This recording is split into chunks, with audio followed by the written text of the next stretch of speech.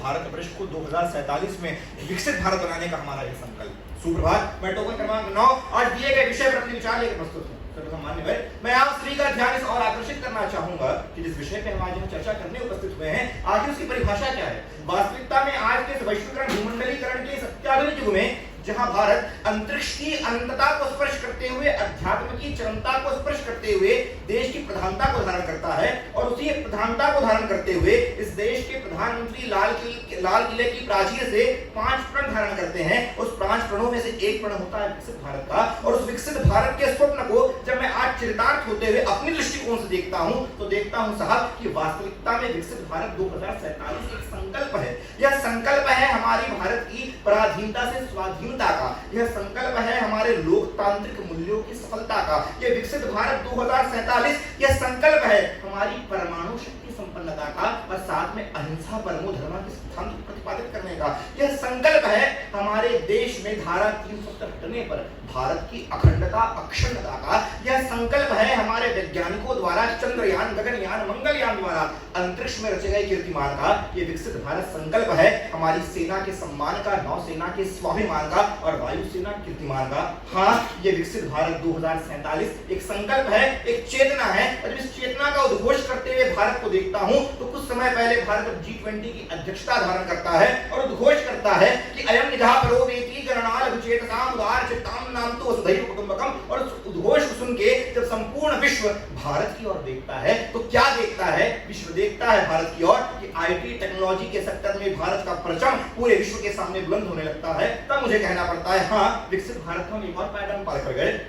निष्कर्म को देखते हुए आगे बढ़ते हैं तो न केवल इसकी बात करते हैं, आज तेजस, अग्नि, ब्रह्मोस जैसे अत्याधुनिक मिसाइलों का निर्माण न केवल भारत अपने घर में करता है, अभी तो अपनी सेना को हथियारों से लैस करके विश्व की अत्याधुनिक सेना का निर्माण करता है। विकसित भारत एक और पायदान पार करता है। न केवल इसकी चर्चा करते हैं, आज यूपीआई का निर्माण करके, फोन पे का निर्माण करके आज पूरे विश्व में ऑनलाइन ट्रांजैक्शन की नवीन क्रांति का निर्माण करना, यह भी नवीन भारत की शुरुआत करी जाती है। न केवल इसकी बात करते हैं, आज ऑटोमोबाइल सेक्टर हो, चाहे टेलीकॉम इंडस्ट्री हो, और चाहे मोबाइल इंडस्ट्री हो, इन सब के मामले में आज भारत विश्व की अग्रणी श्रेणी में आता है। यह भी विकसित भारत की परिकल्पना हुआ करती है। इनकी चर्चा करते आगे बढ़े, अगर अर्थव्यवस्था की बात करता हूं तो वार्षिक अनुदान संख्या रिपोर्ट 2021 के अनुसार और प्रांतीय क्षेत्रीय रिपोर्ट 2022 के अनुसार 3.1 से 4.1 की बढ़ोतरी के साथ भारत विश्व की 5वीं बड़ी अर्थव्यवस्था वर्तमान में है और तीसरी बनने जा रहा है। यह संकल्पना भारत को विकसित भारत 2047 के स्वप्न को साकार करती प्रतीत होती है। वर्तमान स्थिति को देखें तो भारत की अंतरराष्ट्रीय पटल पर बढ़ती लोकप्रियता आज भारत को न केवल सुना जा रहा है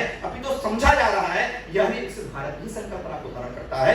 आज इंफ्रास्ट्रक्चर की अगर बात करते हैं तो समृद्धि महामार्ग की बात करें, अटल टनल की बात करें, और चाहे अगर हम बात करते हैं सेंट्रल विस्टा प्रोजेक्ट के माध्यम से देश में आजादी के बाद इस देश की संसद का निर्माण करना, यह भी विकसित भारत 2047 का संकल्पना हुआ करती है। न केवल की चर्चा करते हैं, चर्चा इस बात की करें कि विकसित 2047 संकल्पना इस बात में भी करती है कि देश की आधी आबादी नारी शक्ति वंदन अधिनियम के माध्यम से उनको सम्मान देकर विकसित भारत का एक और पायदान पार कर जाते हैं। विकसित भारत का पायदान पार करते हुए जब हम देखते हैं तो आज आयुर्वेद के सिद्धांत के साथ, योग आयुर्वेद के सिद्धांत के साथ मेडिकल और अभियांत्रिकी की शिक्षा भी भारत में अग्रणीता के साथ बढ़ती है। शिक्षा स्वास्थ्य में भारत अग्रणीता के साथ आगे बढ़ता है।